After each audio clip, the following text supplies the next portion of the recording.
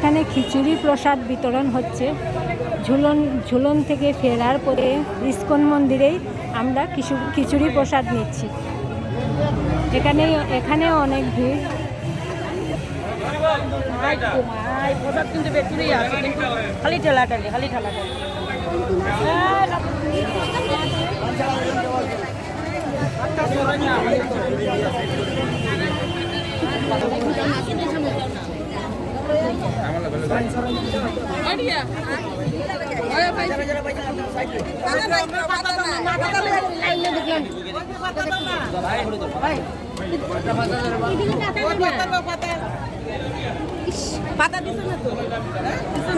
ঝুলন শেষে আমরা খিচুড়ি প্রসাদ নিচ্ছি সবাই। ফাইনালি অনেক কষ্ট করে খিচুড়ি প্রসাদটা হাতে পেলাম। সবাই প্রসাদ নিয়ে নিয়েছি।